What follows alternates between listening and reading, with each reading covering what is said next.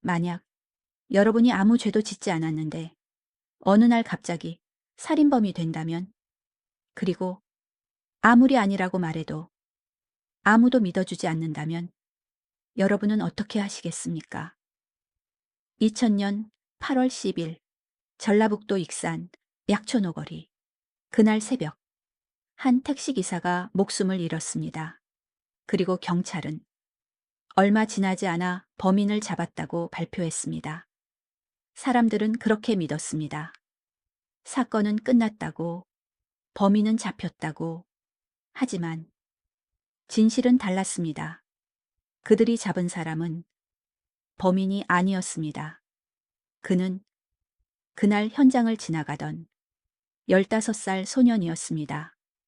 목격자였던 소년, 신고자였던 소년. 하지만 그날 이후 그 소년은 세상에서 가장 무거운 이름을 갖게 됩니다. 살인범. 그리고 그 이름을 지우는 데에는 무려 16년이 걸렸습니다. 오늘의 이야기, 익산 약촌오거리 살인사건, 그리고 한 소년이 빼앗긴 10년의 시간입니다.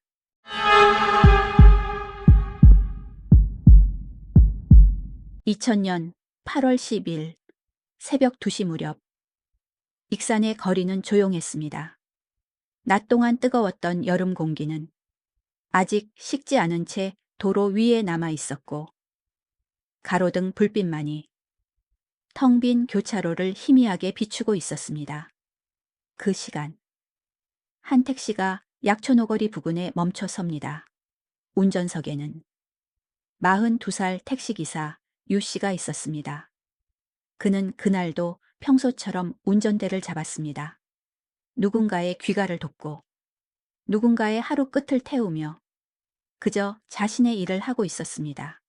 하지만 그 새벽의 운행은 그의 마지막 운행이 됩니다.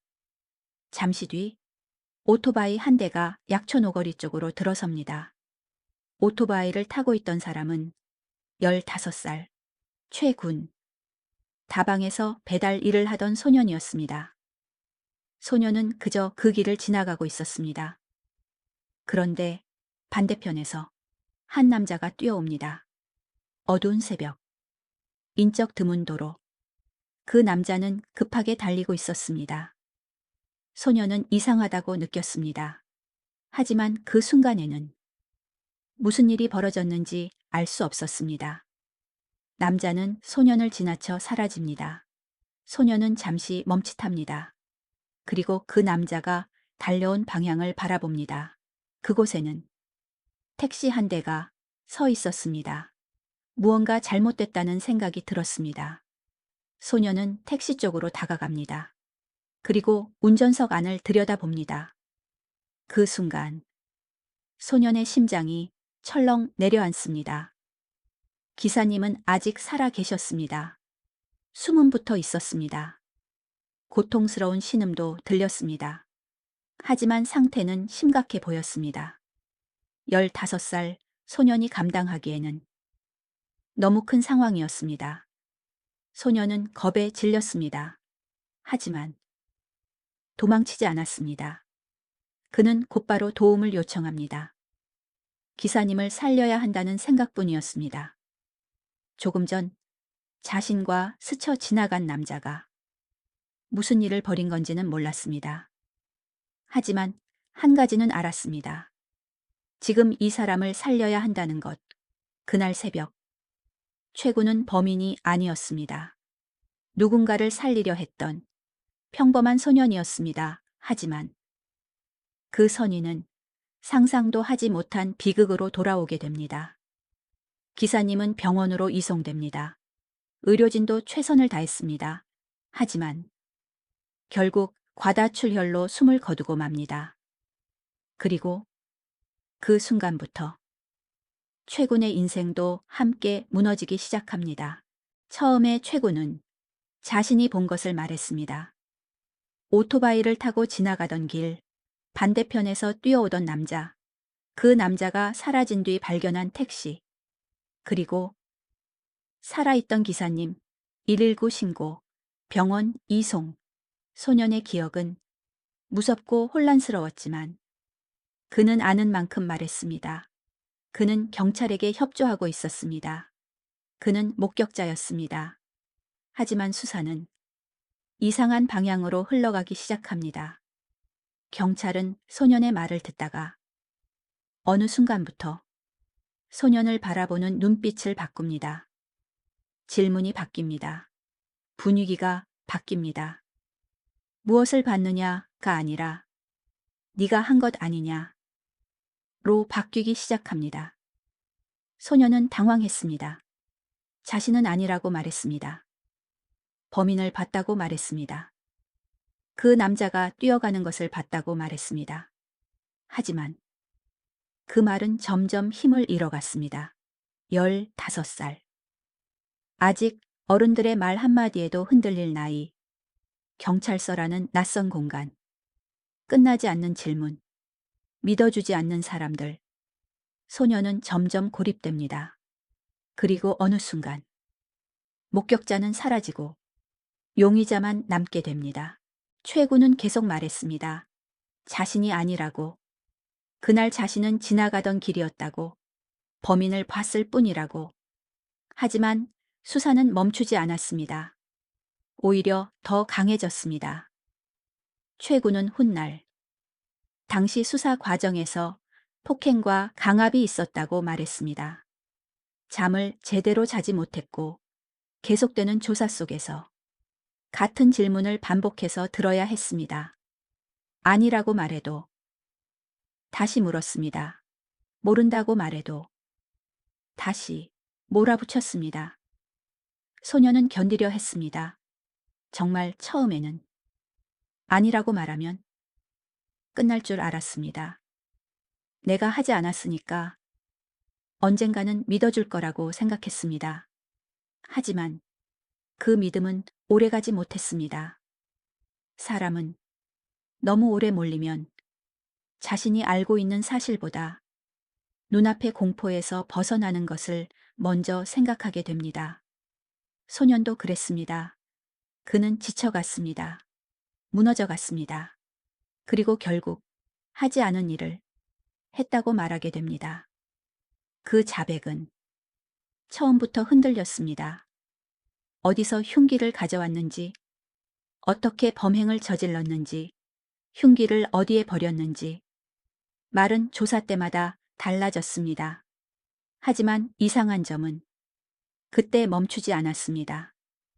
최군이 범행에 사용했다는 물건에서는 결정적인 흔적이 나오지 않았습니다. 진술과 증거는 서로 맞지 않았습니다. 그럼에도 수사는 이미 한 방향으로 달려가고 있었습니다. 소녀는 범인이 되어가고 있었습니다. 아니, 정확히 말하면 범인으로 만들어지고 있었습니다. 사건은 재판으로 넘어갑니다. 최군은 무죄를 주장했습니다. 자신은 하지 않았다고 말했습니다. 그날 본 것을 말했을 뿐이라고. 처음부터 범인이 아니었다고. 하지만 법정은 소년의 말을 쉽게 받아주지 않았습니다. 수사기관이 만든 기록, 이미 작성된 자백, 그리고 사건을 빨리 끝내려는 공기. 그 모든 것이 소년을 향해 쌓여 있었습니다. 그날 법정에서 최군은 혼자였습니다. 그를 둘러싼 어른들은 많았지만 그의 말을 끝까지 믿어주는 사람은 너무 적었습니다. 1심. 법원은 최군에게 징역 15년을 선고합니다. 15살 소년에게 15년. 아직 인생이 시작되기도 전이었습니다. 학교를 다니고 친구를 만나고 처음으로 꿈을 정하고 실패도 해보고 다시 일어서야 할 나이. 그 나이에 소년은 교도소로 보내질 위기에 놓입니다. 항소심에서 형량은 줄었습니다. 하지만 결과는 같았습니다. 유죄. 징역 10년. 사람들은 말했습니다. 범인이 잡혔다고. 사건이 끝났다고. 하지만 진짜 범인은 아직 밖에 있었습니다. 그리고 소년은 그 사실을 알면서도 아무것도 할 수 없었습니다. 교도소의 시간은 밖의 시간과 다르게 흐릅니다. 밖에서는 계절이 바뀌고 거리는 변하고 사람들은 나이를 먹습니다.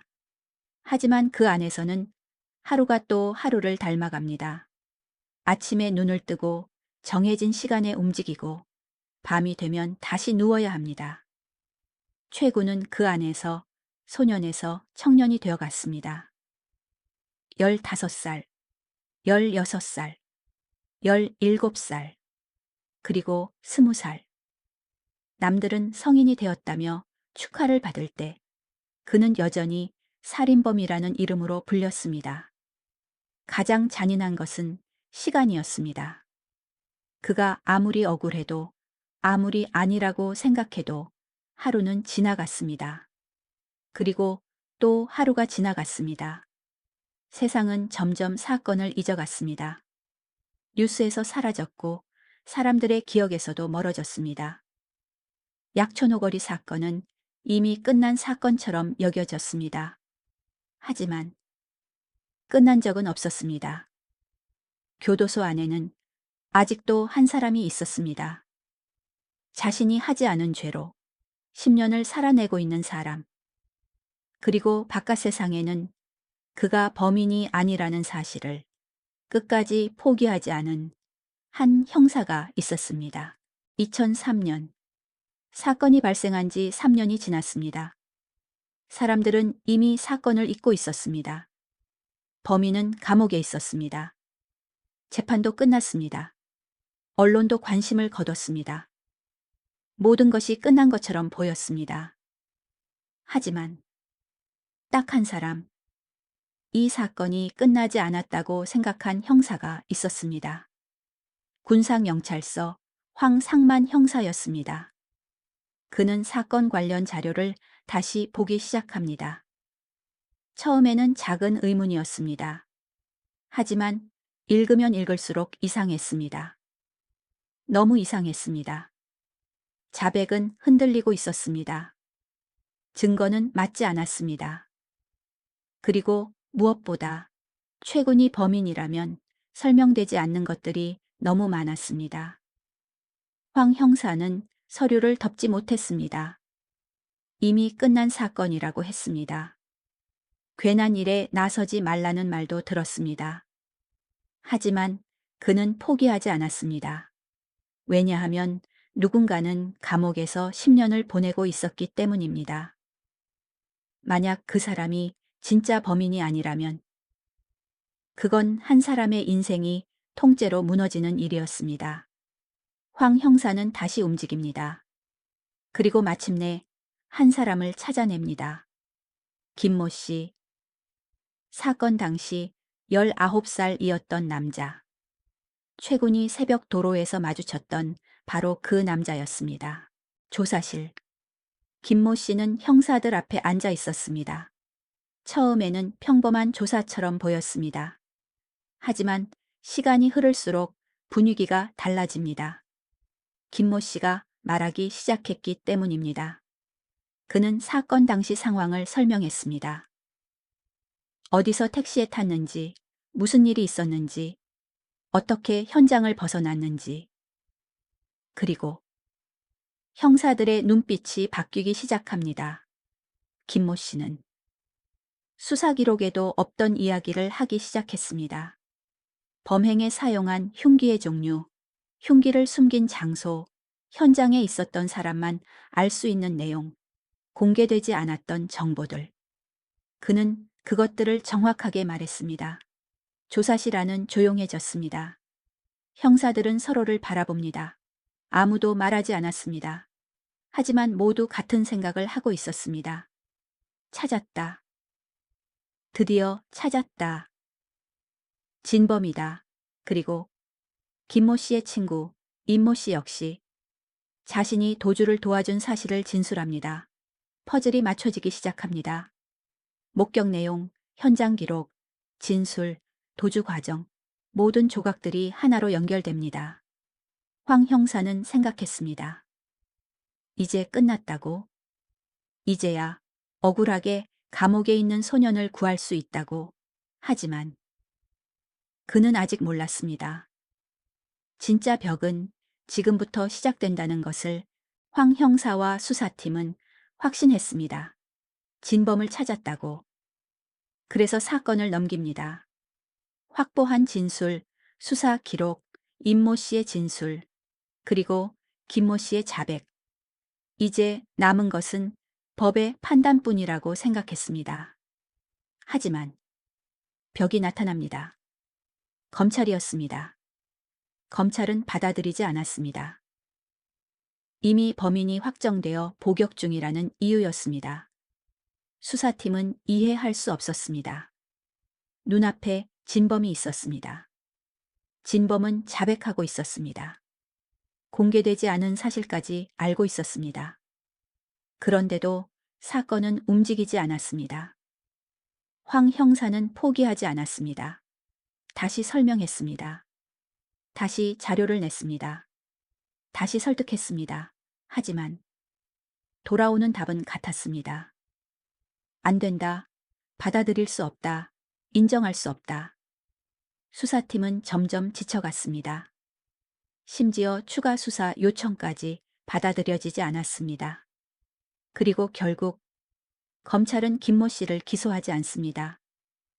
진범으로 지목된 남자는 풀려납니다. 김모 씨는 경찰서를 걸어 나옵니다. 그리고 얼마 지나지 않아 모든 자백을 번복합니다. 수사팀은 무너졌습니다.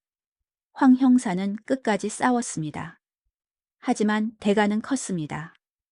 수사팀은 해체됩니다. 황 형사는 좌천됩니다. 훗날 그는 엄청난 스트레스 속에 뇌경색까지 겪게 됩니다. 하지만 그는 포기하지 않았습니다. 왜냐하면 감옥 안에 아직도 한 사람이 있었기 때문입니다. 15살에 들어가 청년이 되어가고 있는 최군이 2010년 최군은 출소합니다. 10년 만이었습니다. 15살 소년은 25살 청년이 되어 있었습니다. 교도소 문이 열립니다. 밖으로 걸어 나옵니다. 분명 자유였습니다. 하지만 최군은 금방 깨닫게 됩니다. 감옥이 끝난 것이 아니라는 것을. 사람들은 그를 살인범으로 기억하고 있었습니다. 어디를 가도 무엇을 해도 과거가 따라다녔습니다. 일자리를 구하려고 해도 살인범. 사람을 만나려고 해도 살인범. 새로운 삶을 시작하려고 해도 살인범. 감옥은 뒤에 남겨두고 나왔지만 세상은 여전히 그를 가두고 있었습니다. 그리고 더 잔인한 일이 벌어집니다. 어느 날 최군 앞으로 소장이 날아옵니다. 근로복지공단이었습니다. 금액은 무려 1억 4천만 원. 택시기사 유가족에게 지급된 산업재해 보상금을 범인으로 확정된 최군에게 돌려달라는 구상금 청구 소송이었습니다. 최군은 믿을 수 없었습니다. 하지도 않은 죄로 10년을 감옥에서 살았습니다. 그런데 이제는 1억 4천만 원까지 갚아야 했습니다. 세상은 말했습니다. 너는 범인이라고 국가는 말했습니다. 돈도 내놓으라고. 최군은 무너졌습니다. 감옥에서도 버텼습니다. 억울함도 버텼습니다. 하지만 끝없이 자신을 범인으로 몰아가는 현실은 너무 잔인했습니다. 그때 한 사람이 나타납니다. 많은 사람들은 말했습니다. 이제 와서 뭘 바꾸겠냐고. 이미 끝난 사건이라고. 이미 10년을 복역한 사건이라고. 그리고 무엇보다 살인사건 재심은 거의 불가능하다고. 실제로 그 말은 틀리지 않았습니다. 재심 자체도 어렵습니다. 그런데 살인사건, 그것도 확정 판결이 난 사건, 그리고 무죄, 그건 기적에 가까운 일이었습니다. 하지만 포기하지 않은 사람들이 있었습니다. 최군 황상만 형사, 그리고 박준영 변호사, 박준영 변호사는 사건 기록을 읽기 시작합니다. 읽으면 읽을수록 이상했습니다. 너무 이상했습니다. 증거는 맞지 않았습니다. 자백은 계속 바뀌어 있었습니다. 진범을 가리키는 흔적들은 따로 존재하고 있었습니다. 그리고 황상만 형사가 남긴 기록들, 진범 김모 씨의 자백, 수사 내용들까지 모든 것이 하나의 질문을 향하고 있었습니다. 정말 최군이 범인이라면 왜 이렇게 설명되지 않는 것들이 많은 걸까? 박 변호사는 사건 속으로 들어갑니다. 기록을 읽고 자료를 모으고 사람을 만나고 사건을 다시 조립하기 시작합니다. 최군도 포기하지 않았습니다. 황상만 형사도 포기하지 않았습니다.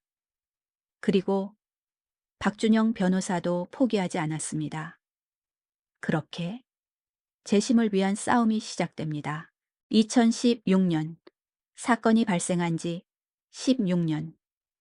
드디어 재심 법정이 열립니다. 법정 안에는 16년의 시간이 함께 들어와 있었습니다. 15살 소년, 억울한 자백, 10년의 감옥, 황상만 형사의 집념, 박준영 변호사의 노력, 그리고 끝까지 포기하지 않았던 가족들. 그 모든 시간이 한 법정 안에 모여 있었습니다. 최군은 조용히 앉아 있었습니다. 이제 그는 더 이상 15살 소년이 아니었습니다. 31살의 청년이 되어 있었습니다. 15살, 그리고 31살. 그 사이의 시간은 너무 길었습니다.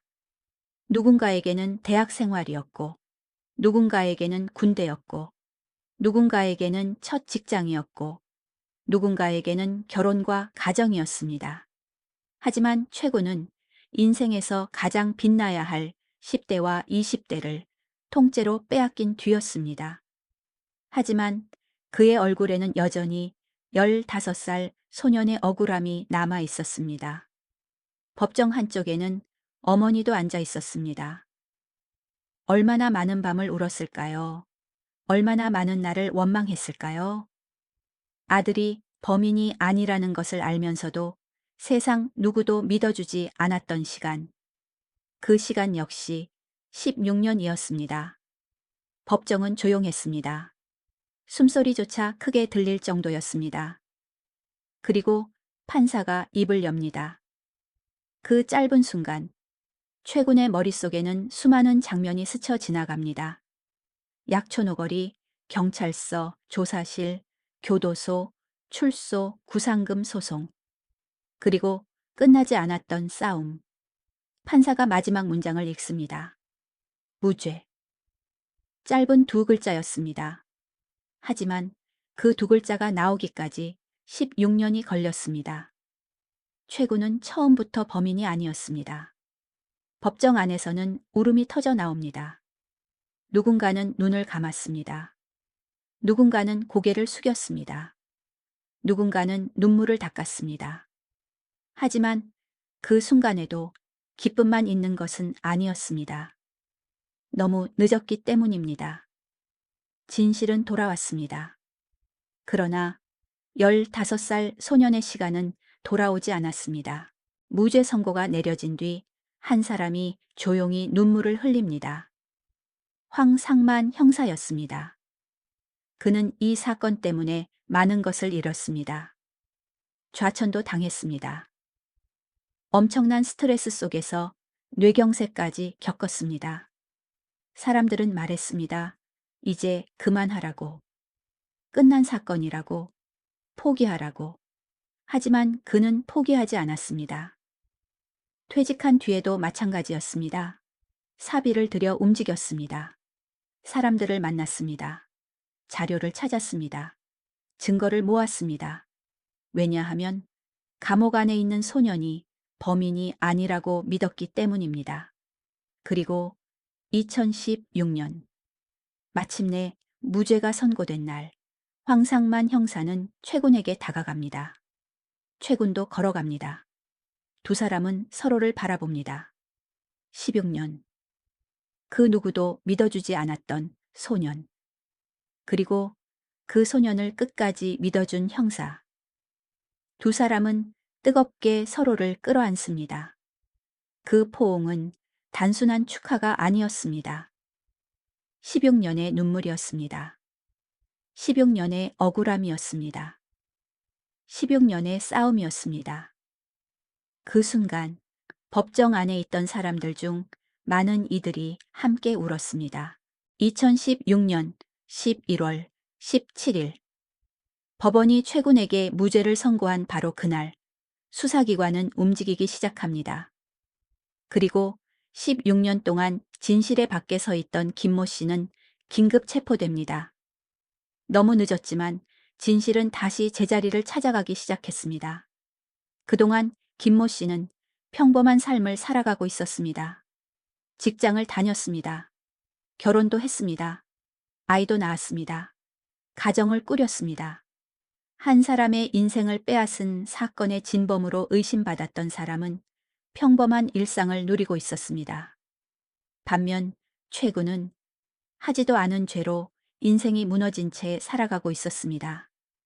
그리고 2016년 재심이 본격적으로 진행되기 시작하자 김모 씨는 불안해지기 시작합니다. 그는 형사소송법 책을 구해봅니다. 공소시효를 계산합니다. 자신이 다시 처벌받을 수 있는지, 어떻게 하면 피할 수 있는지 계산하기 시작합니다. 그가 두려워한 것은 양심이 아니었습니다. 처벌이었습니다. 하지만 이번에는 달랐습니다. 더 이상 진실을 막을 수 없었습니다. 더 이상 외면할 수도 없었습니다. 16년 전 황상만 형사가 밝혀냈던 진실. 그 진실은 사라지지 않았습니다. 이후 재판이 진행됐고 2018년 대법원은 김모 씨에게 징역 15년을 확정합니다. 사건 발생 18년 만이었습니다. 진범은 처벌받았습니다. 하지만 사람들은 쉽게 기뻐할 수 없었습니다. 너무 많은 시간이 흘렀기 때문입니다. 너무 많은 사람이 상처를 입었기 때문입니다. 너무 많은 것이 늦었기 때문입니다. 2000년 8월 10일 익산 약촌 오거리. 그날 새벽 한 택시기사는 집으로 돌아가지 못했습니다. 그리고 15살 소녀는 자신이 하지 않은 죄로 인생의 10년을 잃었습니다. 진범은 있었습니다. 진실도 있었습니다. 하지만 진실은 너무 늦게 도착했습니다. 약촌 오거리 사건은 단순한 살인사건이 아닙니다. 한 사람의 억울함이 얼마나 오랫동안 외면될 수 있는지, 그리고 한 사람의 집념이 얼마나 오랫동안 진실을 붙잡을 수 있는지를 보여준 사건입니다.